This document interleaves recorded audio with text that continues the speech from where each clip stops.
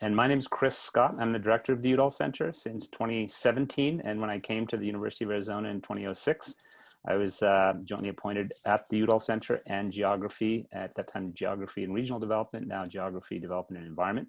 I also wear a hat as director, though for this year I'm supposed to be on sabbatical. I did put that down for the Consortium for Arizona-Mexico Arid Environments. That's tied to so many themes that people have mentioned here today. So you can see that a big part of the Udall Center's focus is around water, adaptation, climate, drylands questions, US-Mexico border.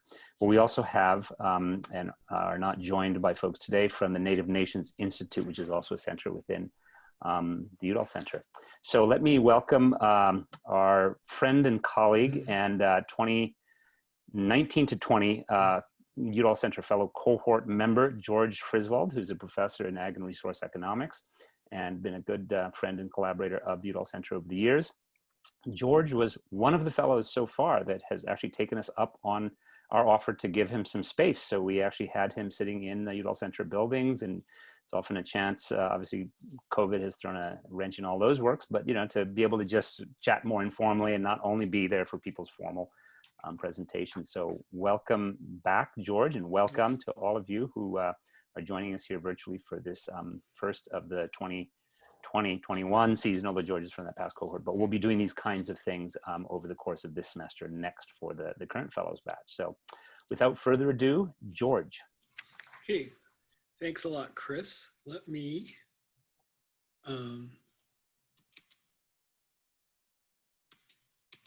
share my screen so you can see the slides? Yeah. Okay, so this is, the talk is Climate Policy is Water Policy.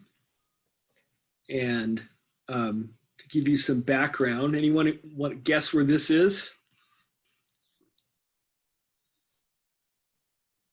This is where I grew up, Richmond, California. And this is a more recent photo. It's actually much cleaner than it was when I grew up.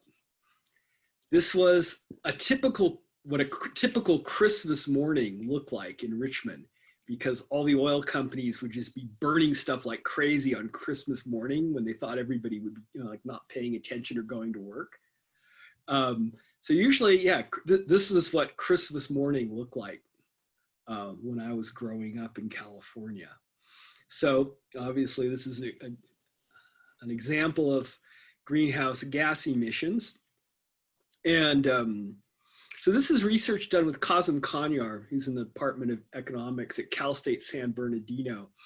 And this has been in a recent book chapter in honor of water economist Richard Howard at UC Davis.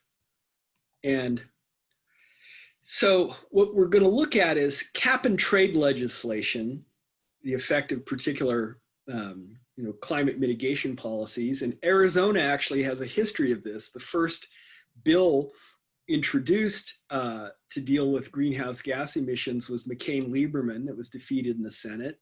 McCain-Warner was also defeated in the Senate.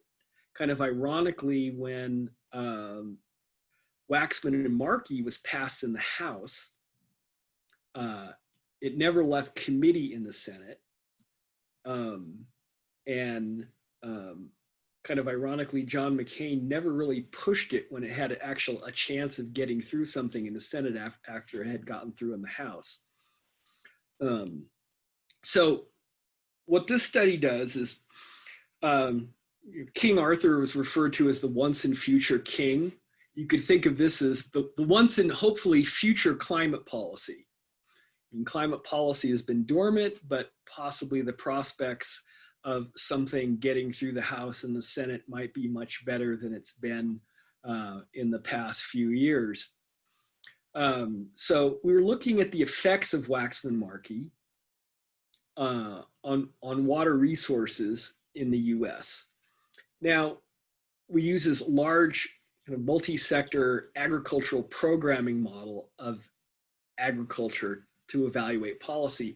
And there's tons of these models. USDA has a couple, EPA has one, a lot of the major land grants, Texas A&M, Iowa State, other universities have big, what are called quadratic programming models of US agricultural markets. They, however, tend to focus on field crops, corn, soybeans, cotton, the big crops grown in the Midwest, and they might or might not have livestock production. But these production models of the US ag sector don't have water in them, which is kind of an interesting thing to talk about US agriculture and not actually account for water as an input.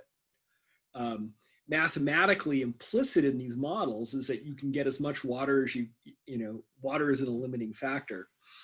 Another aspect of these models is because they're kind of very Midwestern centric, is they don't include fruit or nut or vegetable crops. So our research questions are, what are the implications of Waxman Markey for water use and water conservation? And what are the implications for water pollution? Because climate mitigation policies have effects on fertilizer and pesticide use, which has implications for water quality. Okay, so the US ARM agricultural resource model, it was first developed as a collaboration between UC Davis and USDA's Economic Research Service. And I actually knew Kazem back then. We were both at ERS, and he was one of the builders of the model. He was a grad student of Dick Howitt's at UC Davis, and he came to USDA and was building these models. And Kazem has used this model to actually look at the effects of climate change on agriculture. And he and I also looked at use this model to look at the effects of less water in the US Southwest. So US ARM has 32 commodities, 12 regions. It has domestic and export markets. Land and water are constrained inputs. We also have US price support programs embedded in the model. So here are the crops. And the first part of this table are field crops that are traditionally in big ag programming models like corn, cotton, soybeans, whatnot. What we have that other models don't have is all this coverage of fruit and vegetable and nut crops. And here are the regions. US ARM is broken up into different regions. There's the USDA production regions, and Kazem broke it up further into the basically southern mountain region and the northern mountain region, and he separated California from the other states on the Pacific. So these are the regions and these are the commodities in this model. So Waxman Markey had two key features. One is a cap and trade system to limit carbon emissions. So different sectors were going to get basically an allotment of how much carbon they could emit. And that cap was going to be ratcheted down over time. Now, people who could reduce their emissions faster than others could sell their emissions, their emission credits. So that if you could adopt a new technology which had fewer emissions, you could actually sell your credits as an asset to somebody who was having trouble limiting their emissions, and they would buy the permits instead of limiting their emissions. Now, total emissions had to go down, but exactly who would be limiting those emissions was flexible. It also had a domestic offset program, which allowed polluters basically could pay farmers to sequester carbon. And a lot of studies suggested that things like, electricity utilities would pay farmers to sequester carbon primarily through afforestation. Okay, so what was our modeling approach? What we did was, first we projected the model out to 2030. This is when a lot of the provisions of Waxman Markey would kick in full. Certain things like limitations on fertilizer production were phased in over time. But for this particular study, we ran everything out to 2030 and looked at what would the policy do at that point. So we have a baseline model that's shocked. By shocked, I mean we impose, the model is set up to be calibrated so it exactly replicates all the production and costs and prices of all those agricultural commodities in all those regions. And so then the model is perturbed to see how it changes.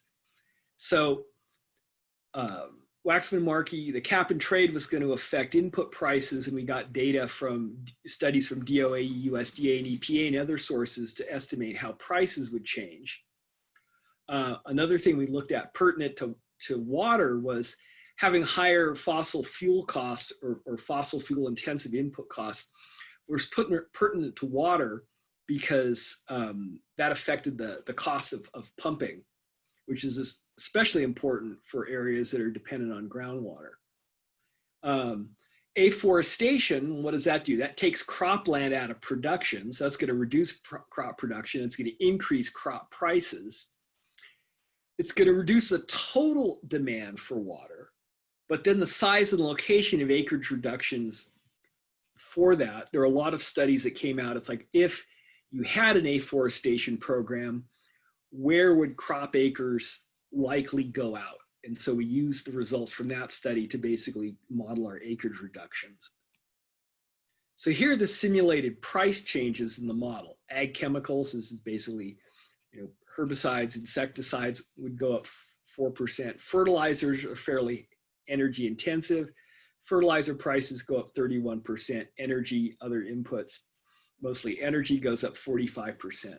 So there's big price shocks in fertilizer and energy. There's also price shocks to irrigation pumping costs. These are the percentage changes in cost per acre to irrigate. And it varies about between 28, 40, around 30 to 40%. And this depends on well depth estimates from USDA. It depends on how much of the water sources are coming from surface water versus groundwater. But that's the range of different irrigation pumping costs. And so the domestic offset program, we took results from other studies about where and how many acres would come out of production. And it was coming out to be about 51 million acres, with most of that in the Corn Belt and also the Delta, a little bit in the Southern Plains, but the Corn Belt and the Delta are where acres really come out of production. Now you think, wow, 51 million acres is a lot. It's like, we're going to take 51 million cropland acres out of production. Well, we already have historical precedents for that. The Conservation Reserve Program was set up in the mid-'80s. Originally, the goal was to take highly erodible land out of production, grow like legumes, native grasses on it, and there's some tree planting to prevent erosion. Over time, they realized that the CRP also had benefits. When you took land out of production and you plant legumes, native grasses, you created waterfowl habitat. You reduced water, sedimentation and pollution, nutrient runoff. So the CRP became basically this program to have farmers take land out of production for environmental purposes. Now, even earlier than the CRP, the USDA had programs where, to be eligible to get price support payments, farmers had to take a certain percentage of their acres out of production. And part of this was that the price support programs were creating incentives for overproduction. So they were saying, well, if you want your check, if you want your price support check, you have to take a certain number of acres out of production. And that was a mandatory thing. And so there are times in Arizona where like 50% of the cotton acres or 50% of the wheat acres had to be taken out of production for farmers to qualify for their income support. The CRP, the logic of that was, well, as long as we're having farmers take land out of production, why don't we try to take land out of production to get environmental benefits?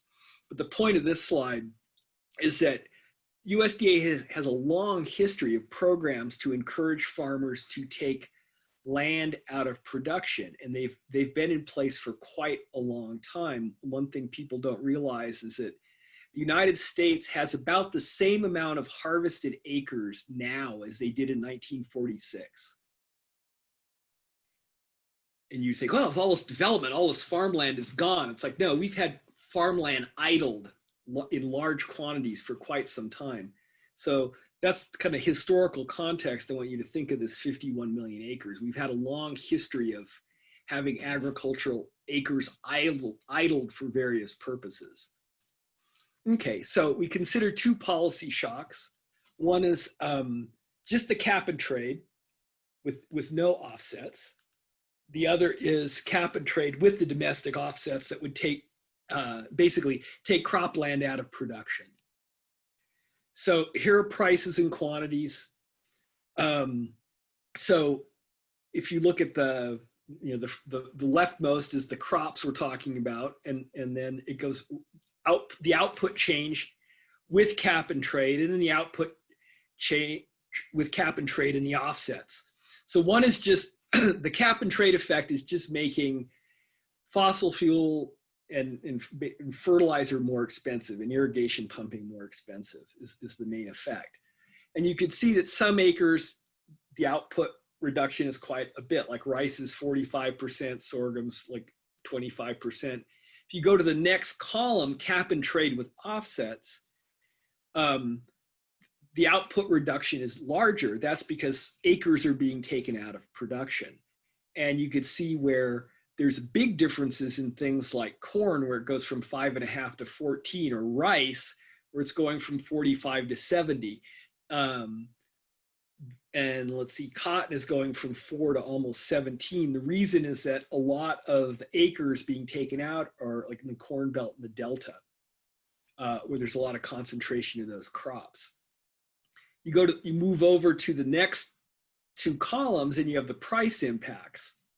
So you produce fewer crops, the prices go up.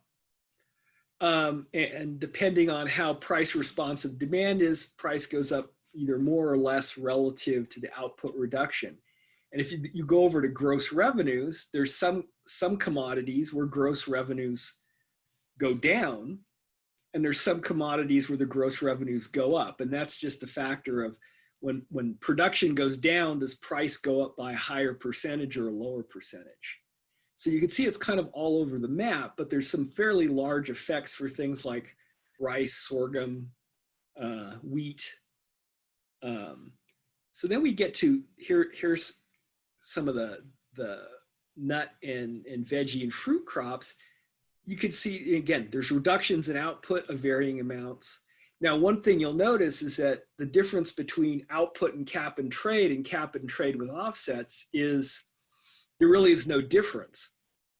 And the reason is that these crops are higher valued crops. So those aren't the ones that go out of production when you have an afforestation program. A lot of these are grown in the arid West, California, Arizona, where afforestation is less viable. These are higher value crops. These are the things that are going to be affected least. The other thing you'll notice is that the price increases for most of these tend to be higher than the output reduction. So gross revenues for these crops actually go up. And it's a similar story. Here's more fruits and vegetables and melons. We have relatively modest output reductions compared to the big field crops. The price increases are often higher than the output reductions, so revenues actually go up. Okay, so here's changes in water. Now this is, we tried to calibrate the model to conditions in 2030. So we're assuming by 2030 there'd be like the Delta water use, ag water use would be about the same. California, it would fall 2%. You might be going, I think ag water use in California would fall more than 2% by 2030, but we'll get to that in a second. The Southeast, 11%, Southern mountain states, which includes Arizona, 4%, Southern Plains, 14%, US total, 3%. And so what this is saying, if you look at the bottom US total, that we expect ag water use anyway, regardless of the climate policy, to fall 3%. With cap and trade, it would fall 15%. With the offsets, it would fall less, 13%, which seems like, well, with offsets, you're taking all this land out of production. Why is water use going down less? And the reason that's happening is that you're reducing production in areas that, like in the Corn Belt and the Delta, that are less water intensive. In fact, the Corn Belt has a lot of dryland agriculture. And if you take, for example, cotton out of production in Mississippi and Louisiana, that makes the price of cotton go up. Well, it will encourage cotton production in California and Arizona, New Mexico, where it's more arid and they use more water per acre. So whether you have cap and trade with or without afforestation doesn't really affect total water use, but it has big effects on where water is used. So if you turn your attention to like the southern plains or the southern mountain states of California, these reductions of 2 and 4%, these were, you know, based on people's forecasts of what future water use is going to be. And I want to digress for a second to look at some recent USDA estimates on irrigation. And so it had been one of the kind of the premier sources of water use data in agriculture was the Farm and Ranch Irrigation Survey that USDA did as a follow-on of the Census of Ag. And their results seem kind of bizarre to me because they're showing that irrigated acres and water use in the West has actually been going up. And that seems at odds with narratives you hear about, you know, oh, California, you know, there's reductions in water, towns are drying up, there's water conflicts with farmers in the Pacific Northwest going nuts because there's water reductions to protect salmon. So there's kind of a folk narrative that this doesn't really match. But, you know, sometimes the folk narrative's wrong. But then again, if you look at these numbers, they don't match USDA's annual survey numbers. And let me give you an example. Here's the Farm and Ranch Irrigation Survey it's done every 5 years, between 2018 and 2013. So according to this USDA, you know, survey, Arizona's irrigated acres have gone up 11%. So have California's. Washington states have gone up 15%. And if you look at water use, it's also having Arizona's water use has gone up 17% over 5 years, according to this survey. 11% in Washington state, 4% in California. Again, I've passed this around to like other folks, and everybody says, this isn't right. Something is wrong here. Here's the USDA numbers on irrigated water applications in Arizona, 1 million acre feet. Now, they have groundwater pumping going from 1 million to 1.1 million acre feet. That I can buy. I mean, you've had like increases in things like nut production in places like Cochise County, which are more groundwater dependent. The fact that groundwater estimated water use has gone up doesn't seem strange to me, but there's that implies a 600,000 acre foot increase in surface water use by agriculture in Arizona. And I don't know where that 600,000 acre feet of water came from. It wasn't like in 2013, it's like, oh, Arizona's, you know, sitting on water and we can have, you know, more than 500,000 acre feet, boom, go to agriculture from somewhere else. So something is strange with these numbers. Another thing, this is just looking at California alfalfa acreage based on, again, the Farm and Ranch Irrigation census data and USDA's annual acreage reports. So the census numbers say that alfalfa acreage in California went up 6%. Their annual survey says it went down 25%. If we take kind of the average amount of water used by alfalfa in California, that difference in like, well, did water use go up or down? It's a 0.9 million acre foot difference. Okay, so what is it? Like an acre foot of water is how much water a typical household uses in a year. So if you're saying, here's water use for one crop in California, and this is what we think it's changed, give or take the water use of 1 million people, something is funny going on. So it just kind of shows that one has to be careful taking numbers as given. But back to the paper. So here's the effect on input use. So If you just have cap and trade, it doesn't have any effect on cropland. There's a little less irrigated land. There's an increase in a bunch of non-irrigated cropland, because basically non-irrigated cropland doesn't have to pump water.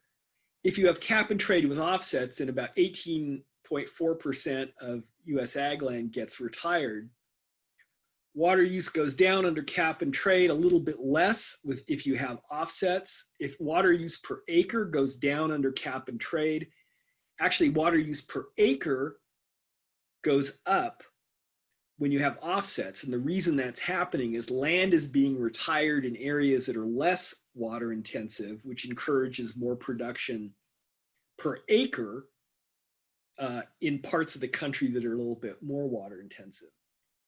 And so water use per acre goes up because basically you're shifting, production away from places that were less water intensive. Okay, fertilizer use goes down a little bit more with the offsets. It goes down between 16 and 19%. Again, fertilizer use per acre goes up. There's, because acres is going down.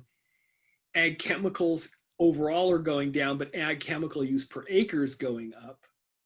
Energy use drops about the same under both sets of programs. So here's the effect on net returns per acre. And with cap and trade, for the most part, in most cases, these are negative. In some cases, they're positive or pretty close to zero. One area may reduce production, and that may affect prices, overall, which may benefit a particular area. But the losses per acre are relatively modest. If you look at the average returns per acre,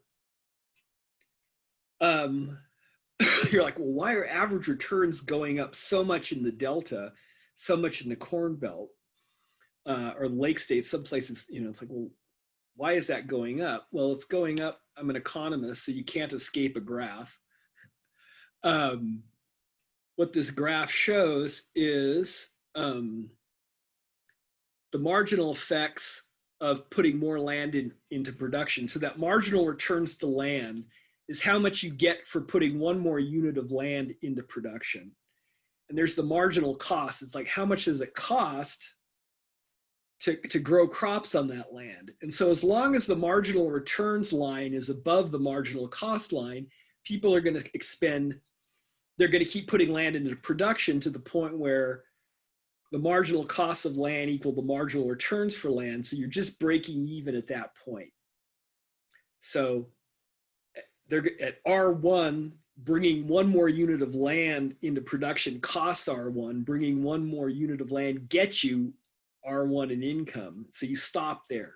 So people will produce at L1. If you have an offset program, well, farmers have a choice. I could bring land into production, or I can sell carbon credits. So again, they're going to, at that marginal return to land, they're going to start at the highest part of that graph and work their way down. I'm going to bring land into production up until the point R2. It's like, oh, well, if I bring more land into production beyond L2, I'm going to make less money farming than I will get in the offset payment. So it's like, I could grow one more acre of cotton, or the electricity utility could pay me, and the amount the electricity is going to pay me for taking, to stop growing on my land, is where I stop. And what this does is that before, farmers were kind of producing on land, and their marginal returns were R1. Their marginal returns are slightly lower than their average returns. They go up to R2. So what this graph is saying is that basically in the Delta and the Lake States and the Corn Belt, the only land that's still in ag production is stuff it's highly productive. So it's kind of like only the highest value crops are still produced there. Okay, we go here. Here's economic welfare measures. There's consumer surplus. Consumer surplus, technically, it's just the difference between what consumers are willing to pay for something and what they actually do have to pay. So it's a measure economists use to measure the net benefits of consumption. Producer surplus is basically farm profits. Government payments, when we do economic welfare calculations, get netted out because that's part of farm profits, is transfers from the government. And the idea is that transfers from one person to another they wash out, so they get netted out. So cap and trade reduces consumer surplus by about $9 billion. When you have afforestation, you take more crops out of production, prices rise even more, so consumers lose more, $27 billion. The effects of cap and trade on crop producers overall, it's 300 million out of all of US agriculture, so it's kind of a wash.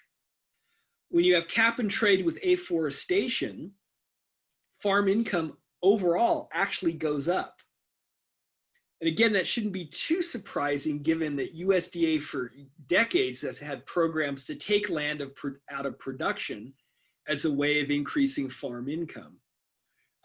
Taking land out of production, pushing prices up also reduces government payments because a lot of those are basically attempts to shore up prices.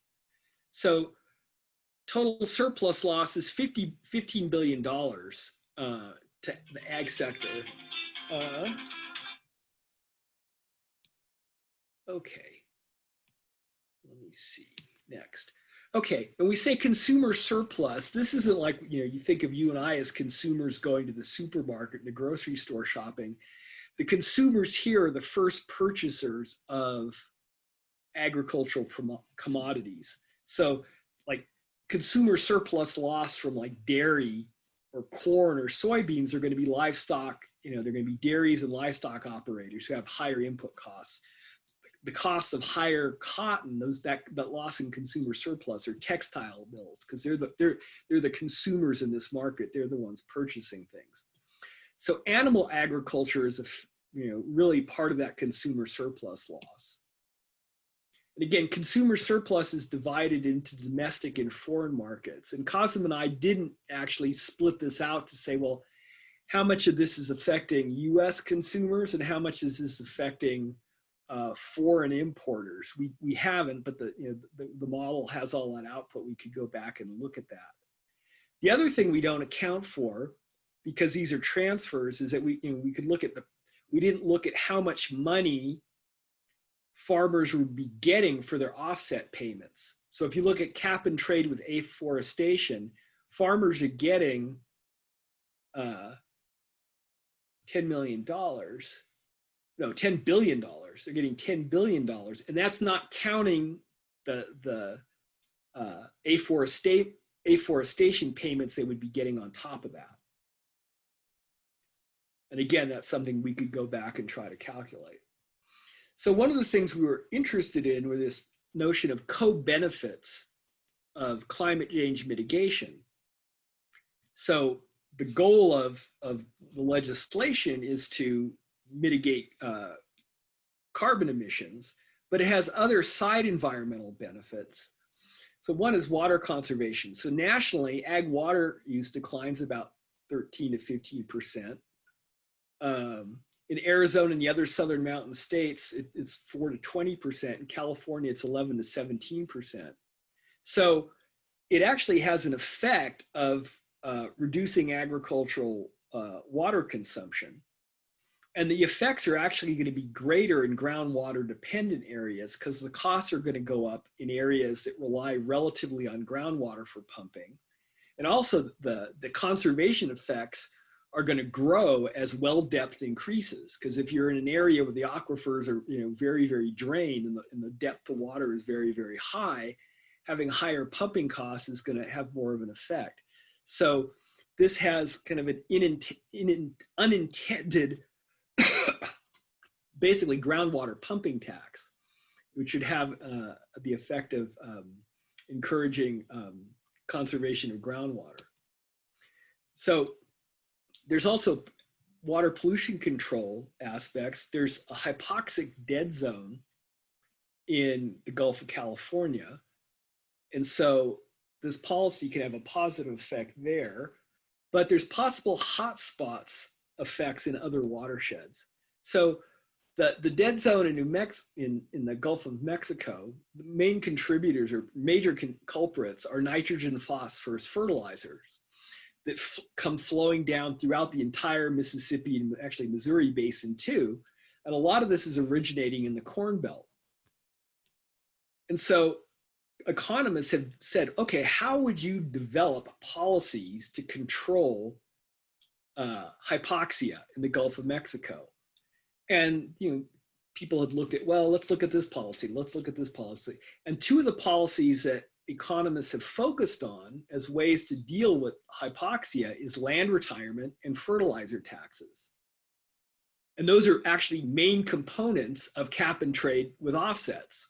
The cap and trade actually is a fertilizer tax, and the afforestation offsets are the land retirement. And it happens to the areas that make the most sense for where you would plant trees to sequester carbon in the least cost manner, just coincidentally happen to be the places where you would want to plant trees to act as filter strips to reduce fertilizers flowing into the Gulf of Mexico. So this climate policy isn't designed with dealing with hypoxia in mind, but it actually might be a really good policy to do that. Now, there's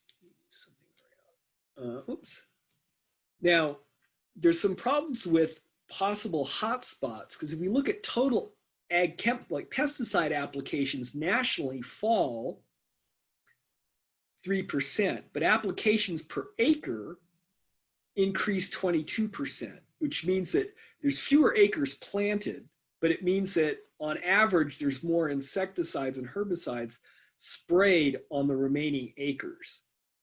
So you have a certain amount of pesticides being applied on a smaller cropland base. And the amount of pesticide reduction is relatively small. The cropland base is reduction is relatively large.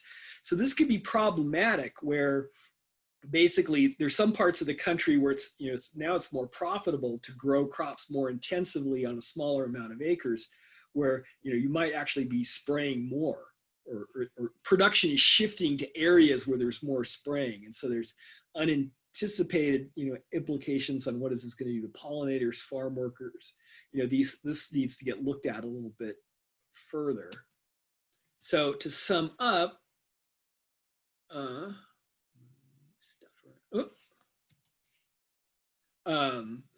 so climate change mitigation effects on agriculture. For crop producers, these effects range from really small losses to modest income gains.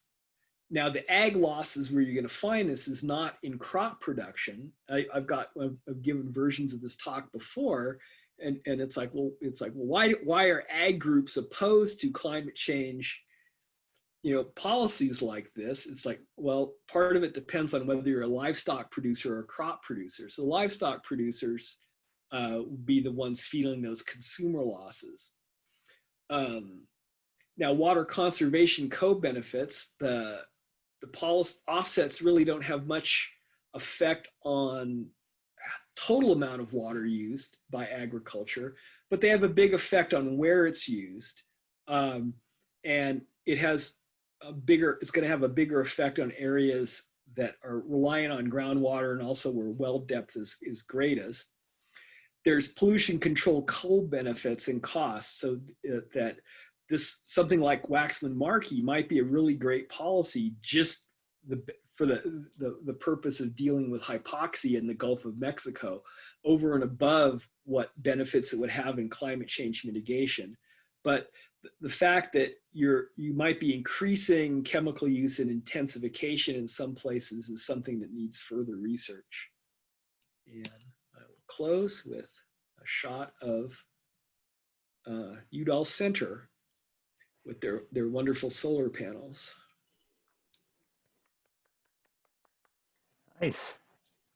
Thanks so much, George. Let's open it up for questions. Who would like to ask George a question? And I think there's few of us here, so we don't have to chat the questions. Let's just yeah. Yeah. let's just ask him.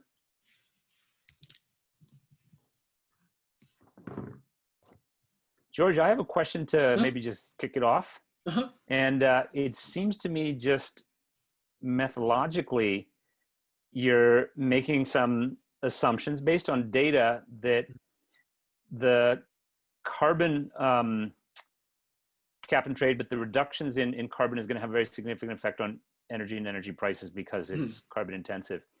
And yet you've lumped the residual with that main indicator. So everything is with energy and other. So how do we know how much is energy and how much do we know is the other that's now with energy? Yeah, it's that's when they made the model. Okay, yeah. Okay, right. So when they made the model, you have like this composite price. It's like energy, like causing, because you can have like 87 different inputs, but you got to aggregate. So like, there's like energy and then like other stuff. And so the price is weighted by the share of energy and other stuff. So let's say, so your price is embodied. It's like, here's the price of like, energy and the price of cardboard, something like that. And so it's like, well, how much the weighted price is weighted by your expenditure. So we had the price go up by the amount of the energy component of that. Another way to have done it would be to just go back under the hood of the model and like rip out energy from everything else. But we weighted the shock to energy and other by just the effect on energy to get at it mathematically. I mean, I get that methodologically, but the paper's already gone through. Has it been published? Yeah. So you've gotten through the reviews. Well, yeah, great. Yeah, I mean, it's like when you have like the consumer price index. It's like a bundle of goods, and if the price of one thing goes up, the price of everything doesn't go up by as much as that one thing.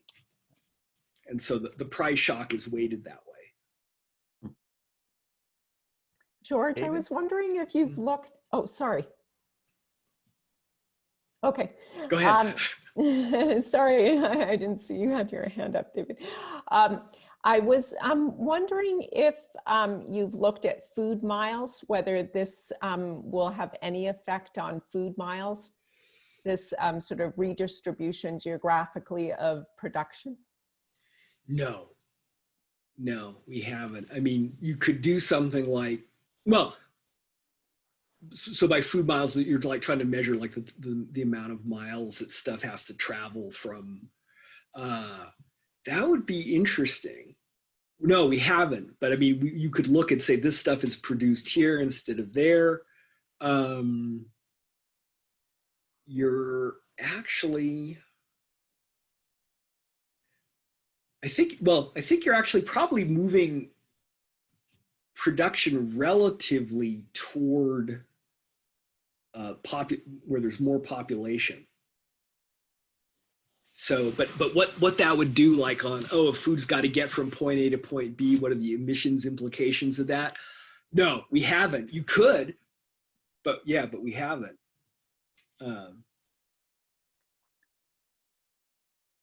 Yeah, Bob, you're muted.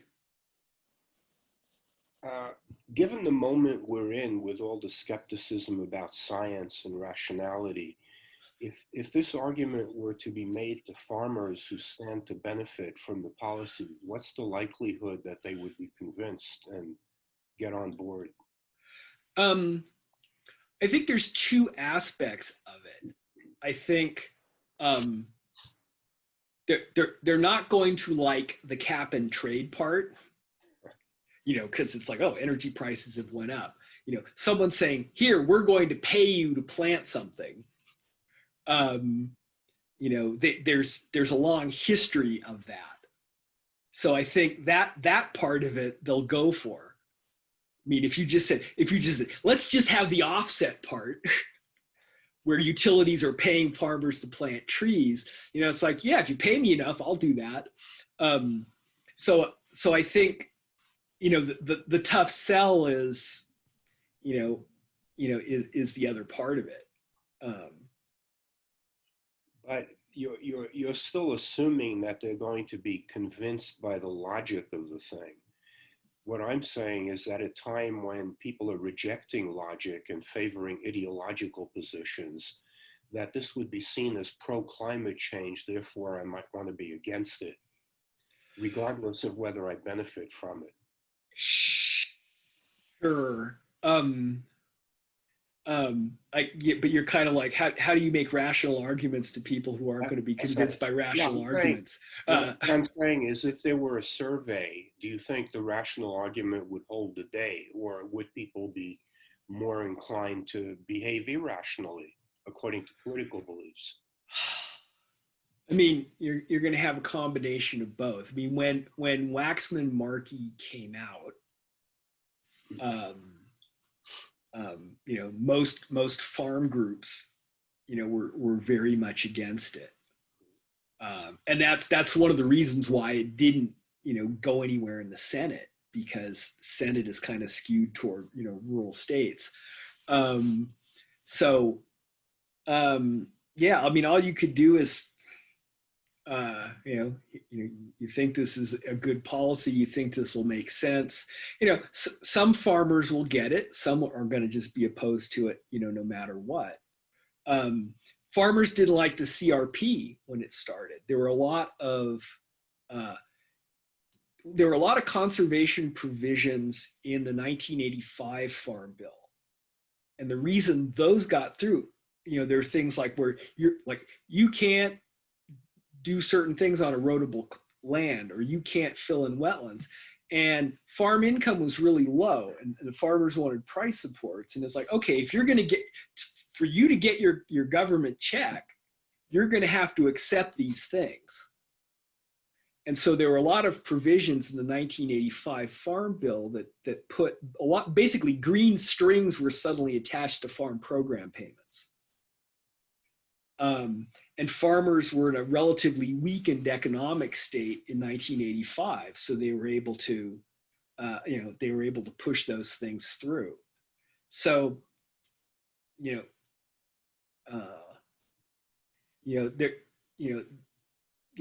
there's times when, there's been environmental programs pushed through kind of the regular USDA channels, but it's kind of like all the stars have to align just right to get it done.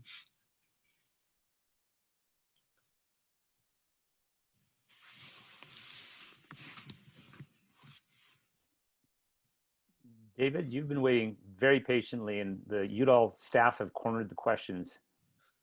Oh, you seem to be frozen now. Oh, there you are. David, you still have your question? Dave Peets? Yeah, you're on mute. You're muted. I'm sorry, forgive me. Yeah, okay. Thanks, George. My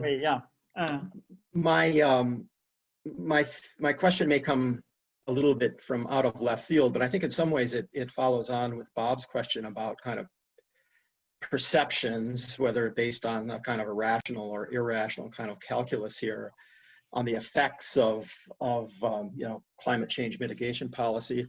But I was wondering, I guess I was wondering how this fits in to a broad kind of historical context. Certainly in the post-war period, there's been this political consensus sort of renewed sort of year after year in successive farm bills that, we want to maintain a pretty robust agricultural surplus, and then that serving as, an instrument of American foreign policy.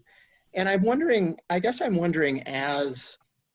these mitigation policies have been considered over the year, like cap and trade, has that consideration, has that kind of, agricultural surplus, particularly in grains, right, corn and soybeans, I think primarily, has that served to kind of condition the political response within a variety of different kind of pressure groups in the United States, and if so, is that still a force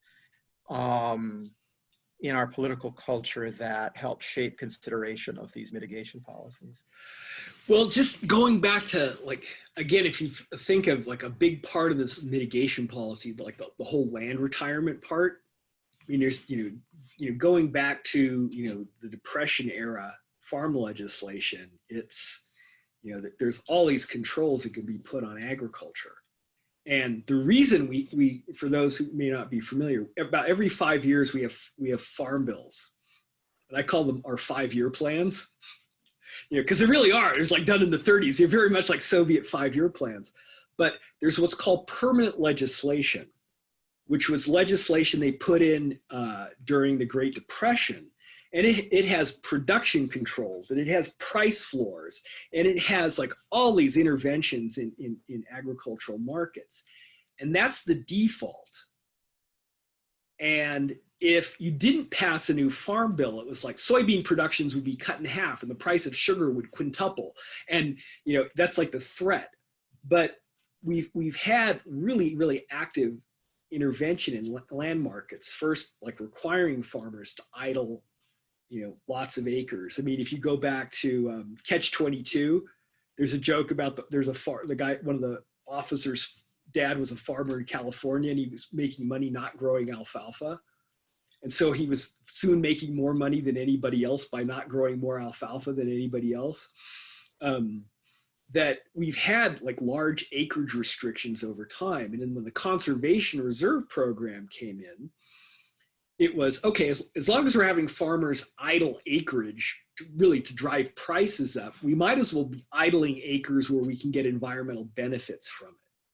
But to get to your point, that's always been like, there's been political pushback against it. It's been interesting because like folks like Ducks Unlimited love it because there's more ducks. Duck hunters love it because there's more ducks to shoot.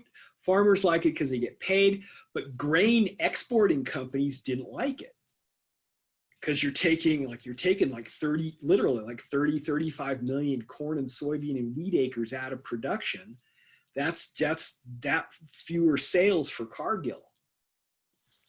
And so, a big push wasn't so much from like that, we have to kind of like use food as soft power, but like an argument that was being made in the 90s is that we really have to cut down on the CRP and allow a lot more US soybeans to go in production, because if you don't do that, then the Brazilians are going to chop down all this rainforest to grow soybeans.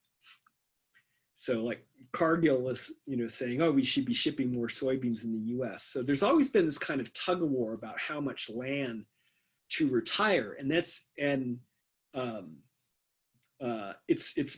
had reached over 35,000 acres, and now it's down around, 20 million, it was about 35 million acres, mm-hmm. And now it's down to about 20 something. So there's been a long history of tug of war. But there's been years where it's like, okay, all farmers have to take 50% of their acres out of production. And one year, there were these contradictions because in the 80s, the government would guarantee farmers a very high price, farmers would overproduce, and the government would store the crop. Well, every year, rinse and repeat. So the government had all these huge stockpiles. And so in 1983, they told farmers, don't plant anything. We'll give you all this crops we have in storage and sell that instead to try to get rid of the backlog. But there's been fights over these acreage restrictions, from all sides. But yeah, like the marketing and export people, would like as much, because they want as much throughput as possible. So maybe let's wind up there. We're just past the hour. Several people have had to leave already, and many of us have been on Zooms and various kinds of things. George, thank you again. Sure. We'll do the audible and whatever exactly the digital. Thumbs up, yeah. Thank you. I like your hand. Really, it was our great honor and pleasure to have you as Udall Center Fellow, including the chat down the hall and and so forth, and this talk. Yeah. So appreciate it very much. Molly's mentioned that the next Udall Center Fellows talk is coming up in a week or two. You're on the list, all of you. Please join us for Tom Sheridan, who's in this year's group. Thanks for all those engaging questions. Let me give a plug for Tom Sheridan. He's a really engaging speaker. He's real interesting. You didn't do so badly yourself, George. Thank you. Okay, we were delighted to have you. Thanks Thanks. everybody. We'll see Okay. you at another talk or somewhere. Bye. Bye. Thank you.